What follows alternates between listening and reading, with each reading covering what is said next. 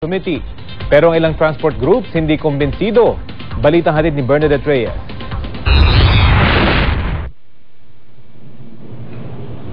Wala raw overpricing sa presyo ng petrolyo. Ito ang lumabas na resulta sa pag-aaral ng Independent Oil Review Committee o IORC sa record books ng oil companies. Kumbinsido raw ang IORC na resonable ang kita ng oil companies. Wala kami nakikitang ebidensya na nag-overprice ang ating mga oil companies at sobra-sobra ang tubo nila. Local pump prices are more responsive to world oil prices now than at any period since regulation. Mali rin daw ang hirit ng transport group sa Kongreso na ibasura ang oil deregulation law. Nakatulong pa nga raw ang batas para magkaroon ng kompetisyon ng oil companies. Nagresulta raw ito sa mas mababang presyo ng petrolyo. Huwag na rin daw ipilit ang pagkaroon ng subsidiya sa langis dahil lolobo lang ang utang ng Pilipinas. Dati ang Malaysia, ang debt ratio niyan was in the order of around 35% of GDP.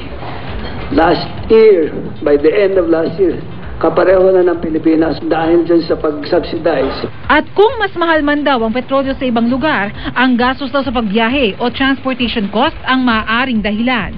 Ang pasang Mazda, hindi kumbinsido sa paliwanag ng IORC. Meron pa rin? Meron pa rin niyang nakatago na talagang may overpricing pa rin sila dyan. Ang grupong Pisto naman, hindi na raw nagulat sa tila pabor na resulta para sa oil companies. Kaya plano nila, naghahanda tayo sa isang pambansang protesta kung hindi na itong later ng September or ay magiging early October at malaking posibilidad na katangian to ng isang malawakang tigil pasada. Sinimulan ng Review Committee ang pag-aaral noong Abril alinsunod sa hiling ng DOE na pag-aralan ng reklamo ng transport groups na overpriced daw ang langis. Nagboluntaryo rin ang ilang oil companies na buksan ang kanilang mga libro para sa pag-aaral.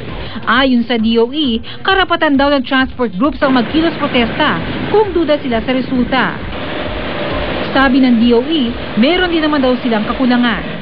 May capacity pero yun na nga, nakikita nga nila and even Congress yung sa budget hearing namin, nakulang. I'm happy kasi yung aming mga simple basis now have mga models, mga equations na came out to support our findings. Isa pa sa inilmahan ng transport groups ang rekomendasyon ng komite sa DOE na gawing automatic at buwanan ang pagtatakda ng singil sa pamasahe. Bakit hindi na lang natin gawin na siguro based on adjustments sa pump price for the previous month, halimbawa, i-average mo lang yun, and then automatically yun na magti-trigger ng ano. Kung wala namang pagbabago, walang palit sa fare, no? Kung bumaba, then ibaba mo rin yung pamasahe. Kung tumaas, taas mo rin yung pamasahe. Ang solusyon po, i-regulate yung presyo at industriya na langis. Baka naman tayo magkaroon ng kalituhan. Mataas ngayon, ito ang pamasahe natin. Kung isasabayan. Mababa ngayon, ito ang ating pamasahe ngayon. Ginamitan ng siyensya at meron ring kalakip na mga ebidensya ang naging resulta ng pag-aaral ng Independent Oil Review Committee. Pero dahil duda pa rin ng mga transport groups na naging resulta nito, minumungkahi ng naturang grupo na patuloy na i-monitor ng DOE ang bawat galaw ng mga oil companies. Bernadette Reyes, GMA News.